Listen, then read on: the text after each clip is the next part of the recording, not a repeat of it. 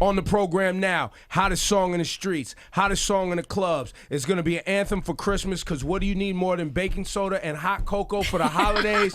OT Genasis is here. Yeah. I love hot cocoa. I mean, a little delicious. Swiss Miss, some marshmallows. I'm in love with the cocoa. Talk about it. I love it. Or Ice-T's wife, What? Coco. Oh, she's awesome as well. Was that what the song was about? No. You never thought about Coco once. No, man. It just came from, man, it's a way of life. You know what I mean? Just a way of life, man. Fell in love with the cocoa. So when you say that in the song, we know you're talking about drugs, right? And you come from a lifestyle that was unsavory. And now you rhyming, and you got your team around you, and you living a different life. But when you say you fell in love with cocoa, you falling in love with getting that money from the product, not the actual using of the product. Right. Because there are some people who are in love with the cocoa because they're shoving their face. Right. True. You're making it sound as if one is much better than the other. Neither's positive. Let's be 100% honest. But I just wanted clarity while he was Got here. it. Fair enough. Yeah, man. But I guess it works like for everyone. Like when I did the record, of course I was just I wasn't thinking about the consumer or anything like that. I was just thinking about me. I was just in my zone. You know what I'm saying? But I guess what makes the record real big is because it plays both sides. You know what I'm saying? It's people that's in love and it's people that's in love. Yeah. So I guess that's what make it like this crazy. And let's be clear. There are more people who fantasize about this lifestyle. Yeah. And perpetrate a lifestyle that they don't lead. So this song gets popular because just like the Scarface movie, right? And everybody falls in love with mobsters and drug dealers and that whole life of, living fast, getting money. Yeah. That's also a part of why this song became infectious is because a lot of people, especially in the clubs where it plays, strip clubs, 4 a.m. on a Monday night. Who's in the club at 4 a.m. on a Monday night other than people who live this lifestyle? Right. Yeah, but I'm not there. I don't know, Ebro, because this song definitely rings off like on a Tuesday night. Like I saw a bunch of white girls jumping on couches And who loves cocoa? singing that they're in love with the cocoa. Yes, white girls, y'all been doing it a long time. True. Some of the biggest. I think we're looking at the song too literally, though. I mean, maybe it's because the topic matter is so blatant. Yes. But I mean, everyone rocks out to songs about things that they know nothing about. I don't think people are thinking about it that serious. I mean, no, there's like people aren't thinking about the words to it. They love the hook because it's just catchy hook. Yeah. There's that. But I wanted to get into the literal sense of it because it is so. Same thing we did with Bobby Shmurda was up here. We didn't skate past the fact that you say you putting bullet holes. Crack since the 5th grade like that. These are lyrics. I'm not saying it's definitely worth investigating. I just don't think it's why the average person is hyped when they hear the song. I think it's just straight up the chorus. That's my assumption. Well, and now there's the Spanish versions. Have you heard these? Yeah, I heard a couple of remakes. I'm in love with the Toto. Yeah, because it's like what are you talking about? You haven't heard the versions I'm in love with the Toto? No. I'm in love, with the Toto. What is that? What is that? That is I'm vagina. Just stressed out. That's vagina. Yes. Got it. Spanish slang for vagina. That makes sense. Yeah, it's crazy, man. I heard a couple of them. Well, they remakes because the instrumental is out. Yeah. So it's a whole. I heard a whole lot of remakes. Are you gonna let the instrumental go so people can jump on it or no?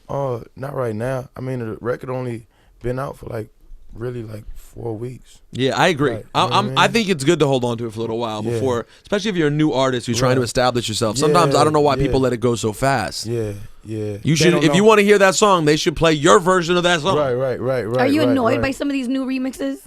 Oh no, I'm not annoyed. I mean, it actually makes me feel good because if you could take your time to remake, you know what I mean, the beat and everything, like that's like paying homage. It's like feel good, props. It's like okay, I'm doing something. So tell us a little bit about where you come from, how you linked up with Busta Rhymes. Tell us the story of OT Genasis. From Long Beach, California. I was doing shows last year, BET Weekend. I had a song called Touchdown. Whatever. We played here. Cypher Sounds was Cypher's a big fan. Yeah. Shout out to Cypher too. I was rocking out my song was popping. But then, I just felt like the promoters was being too, they was being too, cheap, and then they was trying to, get me for this and this. So I sit back, and I'm just like, you know what? I'm just gonna do it for free. I was getting money anyway. You know what I'm saying? So I'm just like, okay, I'm gonna do shows for free, but I'm just gonna wait till the hottest nights. So I just go run inside the club and perform. And my song was popping, but I just go run inside and just perform just to get the song bubbling a little bit more and have people talking. Give the product away for free, right. and then hopefully, you know what I mean, people come back and pay. Right, You know what I mean? So I'll come inside these spots on random nights, and then everybody would be like, oh, he came through, you know what I mean? He came through and, you know, performed, yada, yada, yada.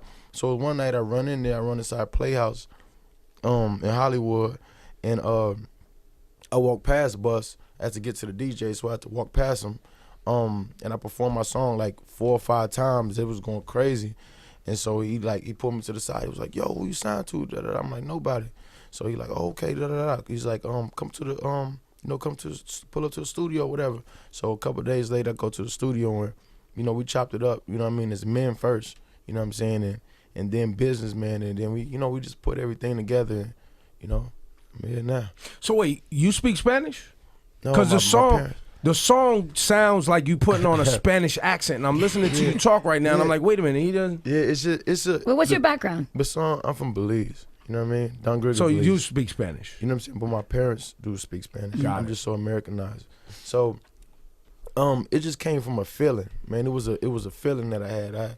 I had some drinks, you know, a couple drinks and everything. But I was like in a certain zone. You know what I'm saying? And like to me, a song don't have to sound like everybody think you're supposed to sound a certain way on a record. But I'm like really into the creative part, and I'm all about delivery. So I know that this needs to sound like this. So when I'm in there and I'm like, baking soda, I got baking soda, and I'm in there, I'm just stuck in, you know what I mean, in one zone. The song came out like that. Has your father in the kitchen ever screamed, baking soda? Where's the baking soda? Has that ever happened? No, my pops never did that. Well, this makes me think, by the way, what is baking soda actually used for besides? Let the man comment. But besides that, What's the prop? Arm & Hammer did not decide to get into the crack game. No, you can put it in your refrigerator. It refreshes your. Well, but it's your also for refrigerator. baking. That's what I'm asking. Cleaner. But it's also for baking. Yes. Well, what do you mean for baking? For baking how? Well, it helps things not stick to the pan. So you could put it on the bottom of the pan Yeah, when So you're when about you're to bake. baking a cake, Okay. it doesn't stick, or cookies. Okay. Also keeps the refrigerator fresh. Okay. It also was used in cutting cocaine. Well, that and was the crack. one. That was the only one I knew, but I figured that Got wasn't why Arm & Hammer made the orange box. And you like- can brush your teeth with it. Like when I was coming up, when things weren't so well, we would use baking soda to brush our teeth. You could. Literally, it wasn't. It's not bad for you. No, it's actually very good. Would you go as far as saying that baking soda is the healthy part of crack? Now that you put it that way, yeah. I mean, I guess. And if you have to separate it, it's the healthiest part. Well, there's water. There's water in crack. That's true. That part's good. Baking soda. And then it goes downhill after that. Yeah, I understand. It's a shame. But Bro, fool. but that song for you now, I'm afraid that people think that is your style. Yeah. How do you prevent that? Because we know you, once again, from the song Touchdown, Right, we know that you can actually rhyme. Right, And you are into rhyming for real. Right. This song is not that, though. Yeah. This song is one of those club kind of everybody's wasted in the club Yeah. anthems that sing along, act Yeah. goofy and all of that. Yeah. How do you make sure that this song doesn't get bigger than you? You know what? I really don't. It was this thing because somebody asked me that too when I was in the studio, and I think that a lot of people get things mixed up or confused when you make it harder on yourself when you overthinking. You know what I'm saying? I wasn't overthinking when I did this. You know what I mean? It's just doing you and staying in your lane. The second that you worry about something, that's when stuff go wrong. It's same thing. Like if I'm in the streets and I know that I'm not supposed to be doing this, or if I'm thinking I'm not supposed to be doing this, or I shouldn't turn this corner, then I maybe shouldn't be doing it. You know what I'm saying? So If you gonna saying do you just it, go on do it. instinct. Go on instinct. Go on instinct. You know what I'm saying? So I ain't really worried about it. I'm not worried about it at all. Are you your past, which is things in your past? Yeah. is that all behind you now? Have you been able to advance your family out of that neighborhood? Have you been able to, your people you came up with, have y'all made that we transition? We working. We working. Got it. We working, man. So will your music evolve with that as well? Because, most of your mixtapes and things are street stuff, and that's where you're from. Yeah. And we always critique individuals that don't live that life anymore, but still talk about that life because we feel like, well, now you're making it sound like it was cool. Like, if you had, like, for instance, if you had another option, you told me you played ball before, too, didn't you? You had played ball. Yeah. Would you have preferred to play ball or be in the street? I would have preferred to play ball. And so I think sometimes that conversation doesn't happen, right? Because the music is popular. Yeah. We all love girls. Yeah. We all are getting high every now and then, drinking and going out. But then the songs get popular, and people that don't live that life think that people who make the songs like yourself are saying that it's cool to do that life. Yeah, no, it's nothing like that. Like, I'm gonna keep it 100, man. Like, I think sometimes rappers try to be too cool, or you try to be too hood. Like, be yourself, man.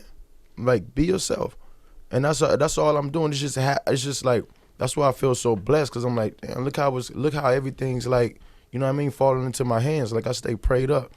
Like, if I could play ball, I would have played ball, but I was ineligible. My grades was bad. Obviously, I wasn't. I couldn't focus. I can't sit here and focus and sit here and listen to some teacher sit right here and talk about science and all this when it's like 3 or 4 girls I could talk to in nutrition. You feel what I'm saying? It's like other things. You know what I mean? Wait, can we pause on that for a minute? Because when you're in high school, it is that simple. It is, yo, fam, what did you just say? Her ass is fat, though. Yeah. Like, you're so easily distracted. Yeah. And so you went and chased the money. Yeah, so I'm like, why, your sneakers was dirty? Your sneakers was whack? Keep it real. No, your sneakers was whack and the girls wasn't talking to you. Listen, no, I always made sure I had my sneaker game was up. I didn't have my fresh clothes like that. Got it. You know what I'm saying? So the girls wasn't giving you. My clothes wasn't on like that. And then I used to try to I used to, like, every other week I used to go get like my shoe. They had a shoe dye place, right? So it was low key in the cutting. I used to always go get my shoes dyed and go, because I tried to be like you know when Dipset came out with the Hey Man, they all had their shoes like, custom shoes. So everybody was like, he got the fresh, and I used to just always just get them dyed over and over. And so it was the same kicks re-dyed. Same kicks re-dyed. Just to stay fresh and get a girl. Just to stay fresh. You know what I'm saying? Worried about stuff like that. You know what I'm saying? But it's just that I wasn't into that. Like, and I wasn't, I mean, kids stay in school, but I wasn't worried. You know what I mean? I wasn't. School's not for everybody. Yeah, it's not for everybody, and I couldn't sit here and focus on that. So it's times where, you go get to, I see, like, first of all, I was trying to sell like little candy bars, and then around summertime, I'd just go try to sell little popsicles. We sell them for like 75 cents and whatever, everything like that. And then, later on, you was like, I'm like, oh, we could get some more money. Right. You know what I mean? But that's just how it happened. I ain't trying to. I wanted to have that conversation because I think that doesn't happen often. Yeah. Like, I don't think people see that and hear that. The people, you hear these songs, they're popular songs, everyone is singing along. Now you're getting checks to perform this song about a lifestyle that you led. Yeah. Other people are hearing and they're like, yo, well, if he did it, maybe I should try to do it. Yeah. And I always say, but y'all do realize that the people who live this lifestyle would prefer to do something else. Yeah. You know what I'm saying? Like, most people who sell drugs and stand outside in the cold would prefer to be great at school, get a job, go to college, live in the suburbs. Yeah, and you know what's crazy? Like my mom is cool. Like, we ain't come up dead broke. But at the same time, I was a follower. You know what I'm saying? I used to follow. You just hang. It don't matter where you stay at or where you live. Like, if these people are your friends and these are people that you hanging around, that's what you gonna end up doing. Yeah. You know what I'm saying? It's just something that's why I said, I'm like, it don't matter if you. That's why, like, you see these girls that be coming up and they father be on them. Like, you stay on them. Like, she gonna be just like a pit bull. You keep her tame and keep her in a cage. When you let her go, she gonna be wild in the street. You know what I'm saying? But I used to hang around all these dudes, walk around with pistols, and I knew that wasn't me. Mm. that's not me. I like fly. So like I was into girls and having all fun. this type. Oh yeah, that's what I was into. You know what I'm saying? I wasn't into all that, but these were all my homies. These were all my homies, like my best friends. Why do you think you were a follower? Was it was just easier? Yeah, it was easier, and you know, I wanted to. It's not even that I wanted to be cool, because I thought I was cool. You know what I'm saying? It was just that these were my only friends. You know what I'm saying? That was in your neighborhood. Yeah, in my neighborhood. These were my only friends. You know what I'm saying? I can't go over there and go find me some friends, go over there, or just stay on my own. Like my pops used to tell me, like, don't keep a lot of friends around you. You know what I'm saying? And what I'm gonna be by myself. But my little brother, like, he's totally different. Like, he to himself and everything like that. Like, he used to chill in the room, sit by himself, you know, come out and everything. And I used to be scared for him when he go out, because he didn't know the streets like that. He didn't know the streets how I knew the streets. So sometimes if I go see a car, I see police cars, and I see, you know, the street taped off, I'm like, I go call him quick. Oh, what's up? Where you at? You know what I mean? Where you at? What? You know what I'm saying? Because I know he don't know what to do in these situations. Yeah. You know what I'm saying? So that's the crazy part about it. That's an interesting thing, though, because the being in an inner city, at least from in my impression, from everything I've heard, it appears like having your relationship with people around you is so important. Whereas when you grow up in the suburbs, you don't have to know the people in your neighborhood. There's no danger in not knowing anyone, right? Like, you go to private school, live in the suburbs, and all your friends can live in different places. Right. And when you go outside and you see kids in your neighborhood, you're like, fuck those kids. I don't even know who they are. There's no downside to that. There's a downside in the hood if you don't fucking know who anyone is right around you. You have to know your surroundings. Yep, you got to. You got to. That's what I told my brother when he moved, and he moved to a certain street. He moved to Compton. And he ain't from Compton. And I'm just like, hey, you talk to him, you talk to them, you talk to him, you see these niggas outside, you talk to him, you talk to him. Like, you gotta politic. And make friends. Make sure you know everybody who around you. You know what I'm saying? Because anything, or niggas will watch you walk in your house, or watch you pull up and everything, like, see who's what this you nigga? got, yeah. So is this in your music? He antisocial? Right. Like, you know what I'm saying? Too good for the and they neighborhood. gonna be on you. Is this in your music? This is in my music. Everything is in my music, man. I just try to keep it as, you know, real as possible. I just try to keep it me. Everything that I see, everything, you know what I mean? I just try to keep it 100, man. Have you ever walked outside and screamed, I got baking soda? No, but how many times a day when you walk in the street, people just yell that at you? Just randomly. Yeah, that happens. That happens a lot. all the time. Yeah, that happened. Like I said earlier in this conversation, an interesting twist on this for the holidays. Everyone's cooking. Everyone needs baking soda. Everyone needs baking soda. Find OT Genasis. He'll be standing somewhere and he'll have baking soda. And everyone loves Cocoa. Cocoa. Especially at the holidays. And he's got it for the Lolo. And it's for the low. Just saying. If you want a positive spin on this record, you know, there it is for you. Happy holidays, everyone.